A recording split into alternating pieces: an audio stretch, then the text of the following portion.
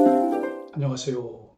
10월 8일 금요일 아침입니다. 말씀과 함께 새롭게 여는 소망의 아침을 시작하겠습니다. 토저는 걸어가신 하나님은 모든 인간을 다 영접하시지는 않지만 그리스도의 이름으로 나오면 다 받으신다라고 이야기합니다.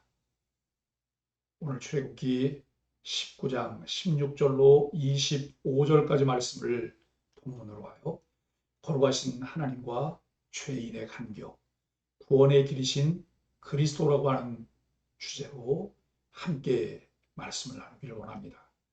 여호와께서 모세와 이스라엘 백성에게 임재를 약속하신 셋째 날 아침이 밝아왔습니다.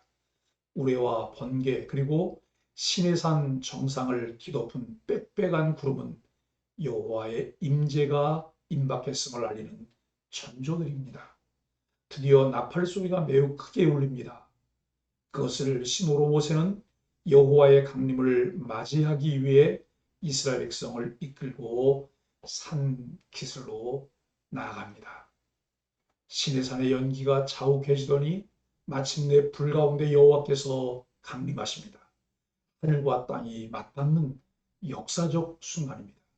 그때 온 산을 뒤흔드는 진동과 지진이 일어납니다.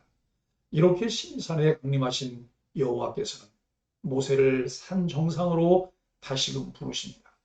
여호와께서는 그곳으로 올라온 모세에게 이스라엘 백성이 거룩한 경계를 침범하여 여호와를 보러 나오지 않도록 당부하십니다. 또한 시내산에 강림하신 여호와를 가까이에서 섬길 제사장들에게 자신들을 성결하게 살필 것을 명하십니다.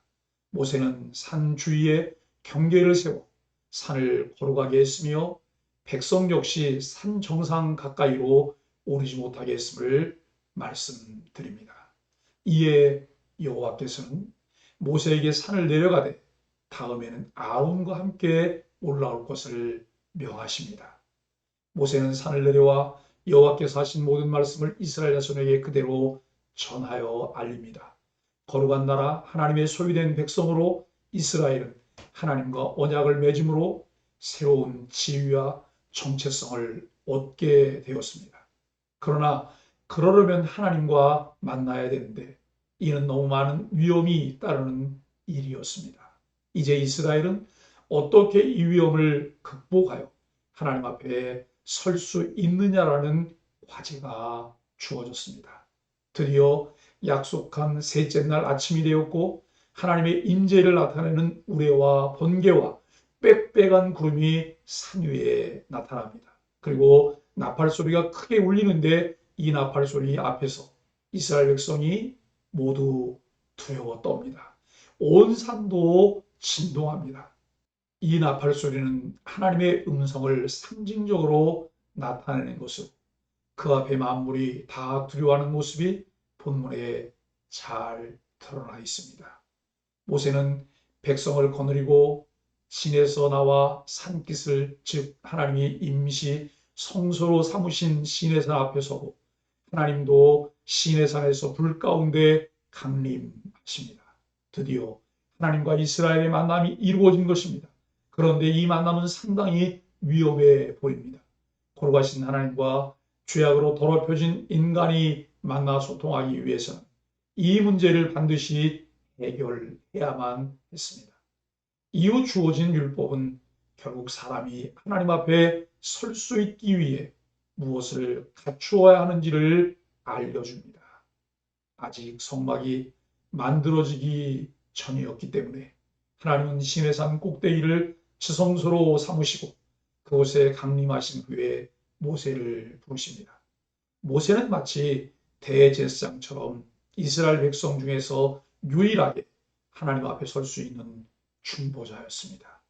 하나님이 임재하신 후에 모세에게 하신 첫 말씀은 바로 백성에게 하나님을 보려고 밀고 들어오지 못하도록 경고하라는 내용이었습니다. 만일 경계를 넘으면 죽기 때문입니다. 매우 두려운 말씀이지만 사실 여기에는 하나님의 사랑과 관심이 담겨 있습니다. 그들이 아무것도 모르고 하나님의 임재 안으로 들어왔다가는 당장 죽게 됩니다. 하나님이 가시적으로 모습을 드러내지 않는 가장 중요한 이유는 그 영광을 보면 죄인들은 모두 죽게 되기 때문입니다. 하나님이 자신을 감추시는 건 역시 우리를 향한 사랑이라는 것을 알아야 합니다. 일마다 때마다 원망불평하며 불신앙적인 모습을 보였던 이스라엘 사람들 중에 이러한 사랑이 담긴 경고를 귀담아 듣지 않고 죽은 사람도 있었을까요? 있었을 것입니다. 아직 제사장이 세워지기 전인데 본문에는 제사장들을 향한 경고가 나옵니다. 임시로 제사장 역할을 할 사람들을 세워두었던 것으로 보이는데 이전에 세운 천부장, 백부장, 50부장, 10부장 등이 그 역할을 했을 수도 있습니다. 이들이 어떤 사람들이건 그들 역시 다른 백성과 마찬가지로 하나님 앞에 함부로 설 수 없는 것은 마찬가지였습니다. 하나님은 계속 이스라엘 백성 중에 누구라도 죽임을 당하지 않도록 조심하라고 말씀하신 후 모세에게 아론과 함께 올라오라고 하십니다. 하나님 앞에 설 수 있는 사람이 한 명 더 늘어났습니다. 이렇게 하나님과 이스라엘의 만남은 이렇게 조심스럽게 서서히 범위를 넓혀가고 있습니다. 사랑하는 소망의 가족 여러분, 태양이 없다면 지구상에는 어떠한 생명체도 살 수 없지만 태양이 너무 가까워지면 매우 위험합니다. 이처럼 하나님이 계시지 않다면 인간은 살 수 없지만 하나님을 직접 대면하는 것은 매우 위험합니다. 하나님의 거룩함은 이처럼 위험이라는 속성을 갖고 있습니다. 그럼에도 하나님께서는 우리들에게 하나님 앞에 담력을 얻어 나갈 수 있는 길을 주셨습니다. 하나님의 아들 예수 그리스도를 하나님과 우리 사이에 중보자로 세우시고 우리의 죄를 담당하시는 대속제물이 되게 하셨습니다. 그 예수님께서 십자가에서 흘리신 피를 힘입어 성소에 들어갈 담력을 얻게 되었습니다. 그 일은 우리를 위하여 휘장 가운데로 열어놓으신 새로운 살 길이요. 휘장은 예수님의 육체입니다. 하나님의 집을 다스리는 대제사장이신 예수 그리스도가 계시기 때문에 예수 그리스도를 주로 믿게 된 우리는 마음에 뿌림을 받아 악한 양심으로부터 벗어나고 몸은 맑은 물로 씻었으니 참마음과 온전한 믿음으로 하나님께 나아갈 수 있습니다.